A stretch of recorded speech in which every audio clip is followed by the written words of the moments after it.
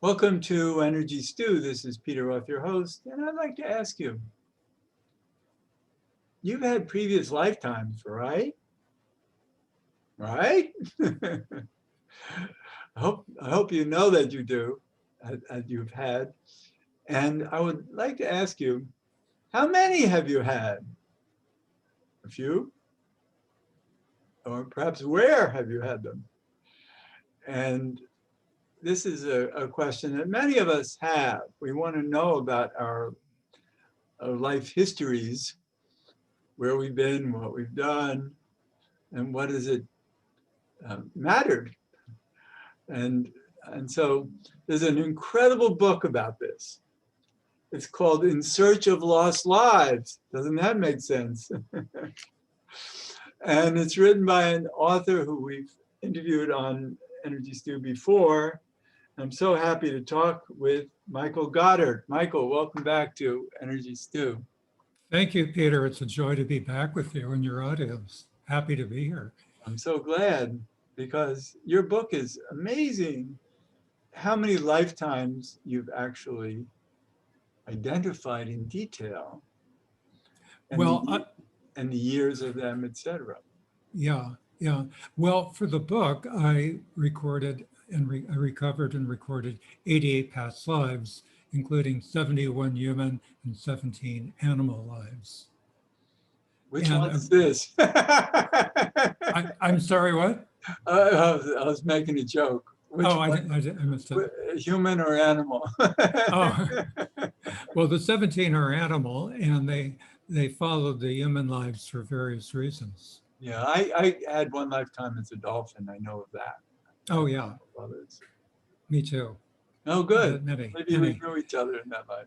Yeah, I think I've found that if you have a special affinity to an animal, you may have had multiple lives as that animal. That's great. But even that's a concept that a lot of people don't understand, that humans are allowed to be animals. Yeah, the thing I actually would like to say at the outset, Peter, is that most people don't remember their past lives and can't access them. And in no way should you feel bad about it, lesser than, or missing something. We're actually not meant to know our past lives. I've been on an extended spiritual journey, and I've been basically given the service, the seva. So I prepared for this before I came into this life to some extent, being able to traverse time and recover details, really precise, exact details of my past lives. So what you mean is personally be able to recall our past lives, because there are ways that, for instance, I can intuitively see. Right. But it's rare, among people, and you've had a lot of spiritual advancement and growth, so you're able to do it to whatever extent you do. But I just wanted to add the proviso that people shouldn't feel frustrated at all, but so much of who you are can be explained by who you were in your past lives. Yes. I mean, rather than looking to your third great aunt, or fourth cousin, it's really who you've been and those sanskaras you've taken with you. Now, sanskara is a Sanskrit word basically meaning past impression. So I relate all kinds of specific affinities, talents, aversions, interests in my book in this lifetime, and they're tied to specific experiences in particular past lives. So in a way, that's a kind of a verification of who I was that shapes me today. Right. That's one of the main things my book does. And we also have a lot of ancestral influences in this life, but it doesn't mean that we haven't chosen this life because of past lifetimes to have these ancestral influences. Yeah, and it's really different for all kinds of people. Like in one of my best lives when I was a nobleman in Hungary, I'd had multiple lives with every member of my family but one. And the purpose of that lifetime was to really learn how to be harmonious and work as a unit. And we were primed to do that. Now, this lifetime, all the members of my family, who each of them really abused me in different ways, really, and at times horrifically, it was my first life with each of them, I found out. In So this we life, had, it's your first life with each of them. yeah, they were Wow. all new mind and soul entities, as far as I know, I'd never come across. So so you never know, it's different for different people. I mean, some families kind of reincarnate over and over again. This wasn't the case for me. So everyone is on their own individual path, and it's all without judgment. Uh, we're all hopefully moving toward the ultimate love. That is our ultimate reward. Right. But what's amazing to me is the detail of each of these 88 lifetimes that, you knew the years of your birth and death and the circumstances of each life. So it's fascinating because you are so detailed and it's amazing that your intuition can climb into such knowledge. And it doesn't surprise me because we all are talented in different ways to plug into the universal computer and have so many different purposes. And so obviously your soul, one of its main purposes is to grow through this knowledge of such detail of your lifetime. We can call it advancement, but not long ago I spoke with one of the archangels who gets channeled through one of my radio guests and about past lifetimes. And they said, well, they're really not in sequence. We create the sequence, but out in higher dimensions, everything is parallel. But we need it to be in sequence for our own, processing of how we feel we're making progress. And so, it's hard to understand that because of the details, for instance, that you have of so many lifetimes that, and they were very quick in succession of each other. And, Well, that's because I was being ready, for this ultimate path. After the pivotal life, when I was an orphan in Macedonia, that's when I write about a very high spiritual experience with a light being merged into me. From then on, I was assured of incarnating as a human. So the time in between lives was typically 12 or 13 years. When you go back and back, it could have been hundreds and hundreds of years. So my whole evolution was being accelerated, particularly from that pivotal life back on forwards. and yet altogether, it's a blink of the eye in the eternity of the universe. Oh So, yeah. I mean, all the levels of the realms of existence, it's all relative. I mean, we're bound by time here. I mean, I've had friends argue that, time is an illusion. Yes, but try to prove here on Earth that World War I occurred simultaneously with World War II. It didn't happen that way. I mean, there are people who lived through both wars. So it's basically each plane of existence has its own rules. It goes by its own realities. right, and it needs to for the It needs to to function inhabit it. properly. I mean, if you go on a deep sea dive, you're gonna observe different laws of that physical reality. Right, You're not going to go without some type of diving suit, right, just expecting to have gills bloom in your cheeks. It's right. not going to happen. You'll die. So it's really all about learning what the laws of existence are and abiding them for your highest and best good. Right. So it's good to be aware of the whys and wherefores of this kind of journey that you and I appreciate about Mhm. lifetimes. And reading your book and all of your human lifetimes on this planet, to me is fascinating because I've had a number of them, but so many of my lifetimes have been in other dimensional worlds or on other planets in other constellations, and I'm more of an interplanetary person. Mhm. And yet in here, I know quite a number of lifetimes that I'm very proud of because I see the advancement of them. I understand why I've had them and what they've done for me, and appreciate that. And and so uh, that's what. So I'm coming back to, how we are all different. How I'm not here to identify you know these 88 different lifetimes that you have in my own way, but also, you have much larger numbers of lifetimes that you've had in the thousands that you know about. Well, I know I've had 4,137 human lives on 3 planets. I didn't go into any interdimensionality lives, although I do write about life between lives as it impacted what I had to write about, uh, particularly in regard to what I call my cohort of 7, which is the group of mind spirit entities I was mainly with between lives. We were like in a little classroom pod reviewing our past lives and working with different spiritual Right. teachers. And that's so true about how that works out there, that we Mhm. do have um, a group of counselors and advisors and friends.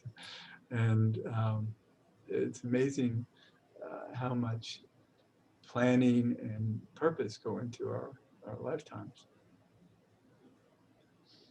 So um, there are 3 planets that you've had human lifetimes on, because I always say that humans are a good template in the universe, and there are probably a million planets that have human life on them. Yeah, but under very different conditions. Luckily I started out on the planet Chorlu. That's the closest approximation in English. And both Chorlu and Vazine, my second planet, for the most part, everyone was way more spiritually advanced than on Earth. I mean, Earth is really kind of the school of hard knocks. It's very challenging to come here. This is my third planet. 78% of my prior lives happened before Earth. So I'd gone through a lot of experience and evolution before I came here. Right, But my right, and because that allowed you to have the kinds of lifetimes you've had here, which are, so many of them have been spiritual. Right. Although I trace back my spiritual evolution several thousand lives ago to when I was a woman on the planet Chorlu and I had 6 children. That's like the first key evolutionary spiritual experience I identify. But it greatly accelerated as I came on Earth, and particularly my last 35 lives. So, I mean, I think many people are familiar with the famous quote attributed to Teilhard de Chardin: "We are not human beings having spiritual experiences, we are spiritual beings having human experiences." So we each come with a spiritual purpose, and you don't necessarily know what it is. In my book, I do identify many of the spiritual purposes I came with and whether I fulfilled it or not. Now, in one lifetime, when I was a Jew in Poland, that was a really tough life for me. We were terribly poor. I was ostracized by the community, and I ended up committing suicide. My matchmaker I enrolled gave up finding a wife for me. So I lost my opportunity. I mean, suicide is just a horrible event because you have the most precious gift and you're like throwing it back at the creator. You've experienced that in some lifetimes. Yeah, and I actually kind of relived it right after I was initiated in my current path. I was invited by this close friend, by a very upper class family, to go to their chalet by Lake Tahoe, and they all went downhill skiing, which I had never done. So I went for the first time to go down snowshoeing. So I just set off on my own snowshoeing, and I saw this bank of snow and I thought, I'm just going to sit there and meditate. And I did. And I felt this ineluctable pull just to stay there and die. And I just was a little freaked out by it. I thought, what is going on here? You don't want to get up. You just want to lose yourself. So when I began to recover my lives, that was like, that came back to me in my Polish life. That was like a sanskara from this Polish life. When I finally, it was just so negative, I gave up. And right after my birthday, which was really lonely, in January, I went out and committed suicide by staying in the snow.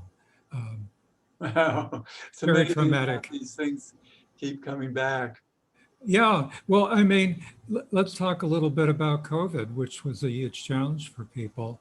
Um, I had a challenging time, but I was able to negotiate it well because I'm gifted. I've developed my intuition.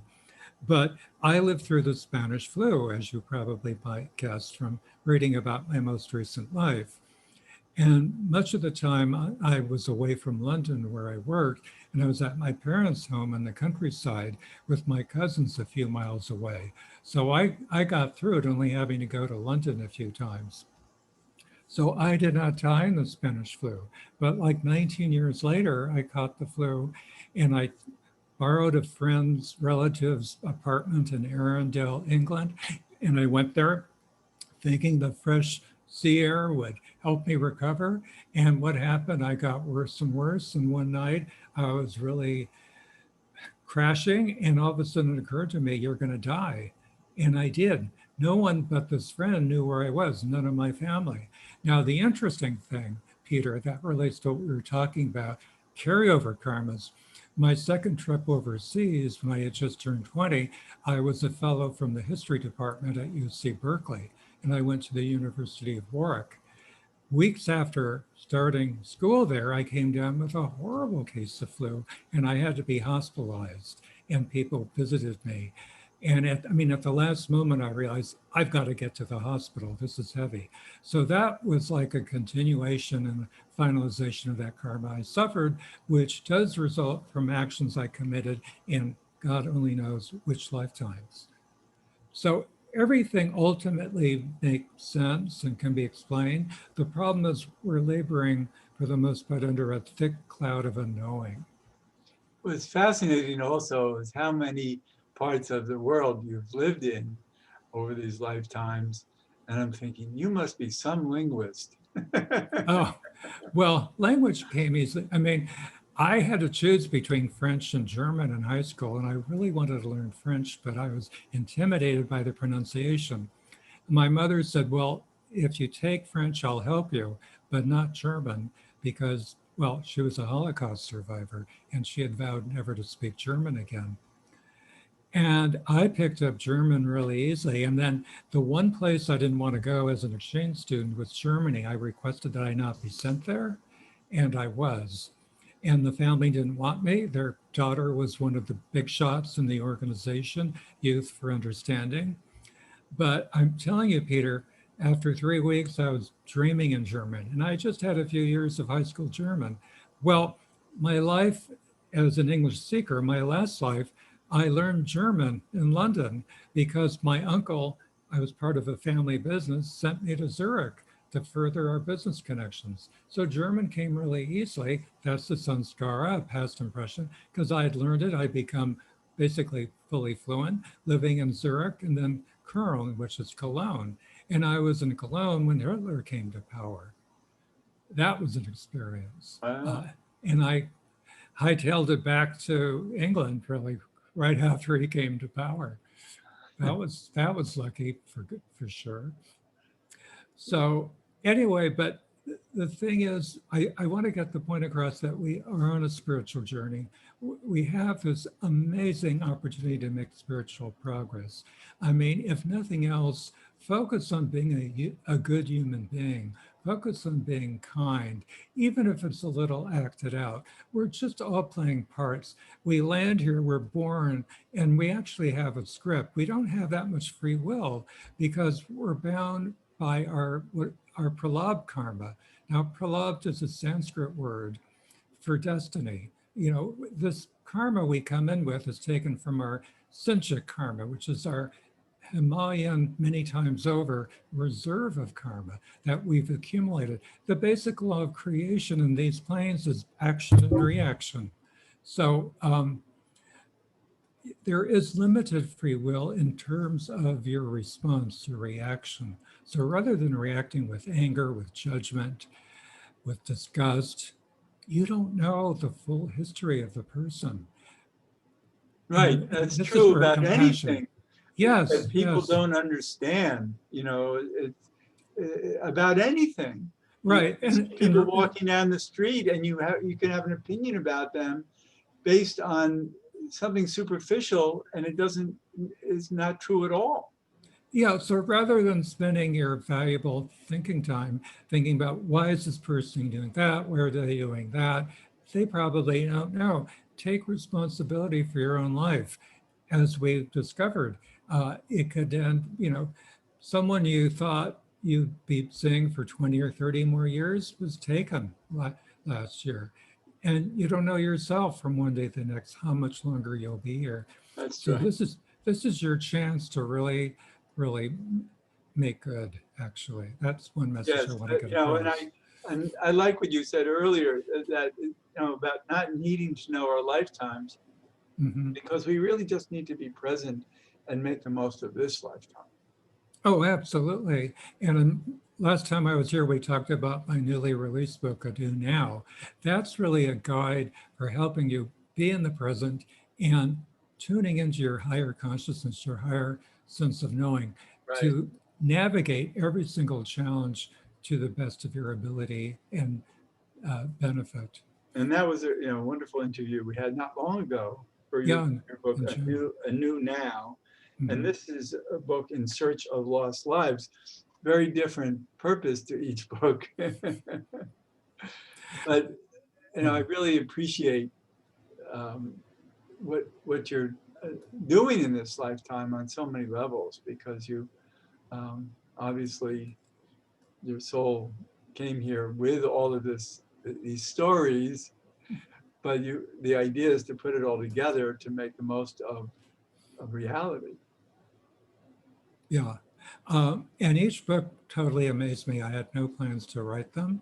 I just wanted to write something new. And well, I started to recover the lives. I was very surprised, but all the groundwork had been laid.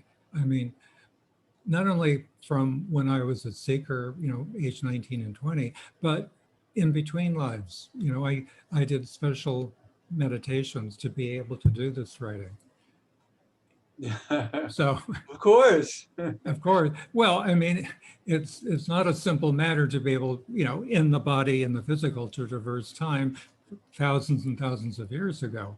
There's some training that went on. I mean, we talk about musical geniuses. I mean, they're born, they don't come out of nowhere. I mean, there could be nobody in the family remotely musical, but they're born with that seed of genius, which hopefully, can be nourished and Yeah, it cultivated and comes from somewhere. sprout. It's Yeah, the ability to tap into as I call the universal computer, that hmm, has the knowledge of everything, and we each have a purpose to tap into different parts of it. right, right. And And our mind is really just an extension of the universal mind. Your mind is not existing in its true home. I mean, the mind and soul are entwined together for millennia upon millennia. Your soul is not in its true home. Your mind is not in its true home, which is universal mind. They're stationed in this body for a limited time in the physical.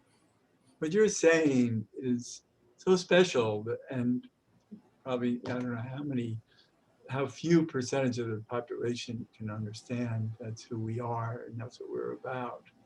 And I'm Mhm. sure our audience is tuned in ways that this is special for them to hear what you have to say. Yeah, I would tell people just follow your curiosity, your inner promptings. I mean, I think the highest calling is to embrace the fact that you're a seeker after truth. Right. And that's a very high calling because everything you do is building a foundation to Yes, further your there's no spirituality. end. Well, there can be an end. And I write about that in Search of Lost Lives. If you're really, really, really tired of the suffering, if you have any sense of what you've suffered in past lives, if you're afraid of suffering what to come, if you want to exist in a consciousness of absolute bliss and love, there can be an end. Right, An but entry into the infinite, into eternity. yes, and there are also wonderful planets to live on that are really nurturing. Yeah, I mean, most people are meant to just keep exploring. And I kind of delineate these, there are kind of four basic choices in the wisdom of grooming and a new now. It's like, how do you want to groom your destiny? This is really a rare opportunity for you to take stock of who you are and where you're going. And if you want to explore different planets, that's part of your plan. You know, I wish you well, all the best. Go ahead and Right. do that, but do it with you know, consciousness and intention. Well, of course, and I think listening to your stories and understanding actually the scope that you utilize in your books is really helpful to people. So they think they need to become familiar. And you also have a website, right? Oh, yes, the website is Goddart.com. That's spelled G-O-D for God and D-A-R-T for Dart. So Goddart.com. There you can read excerpts, listen to interviews, uh, my free journal you can download. And if you buy your books on Amazon, you can click over to that book page. So there's actually a lot to explore. I hope you'll visit me there. I hope so, because it's wonderful what you're doing. It's so great to talk with you. Thank you so much for being a guest on Energy Stew. Oh, thank you, Peter. It's really a delight to share this time with you. And, Thank you. and this is Peter Roth, your host of Energy Stew at prn.fm. I can be reached at Peter at Heart River, HEART river.org. I'd love to hear from you, and thanks so much for listening.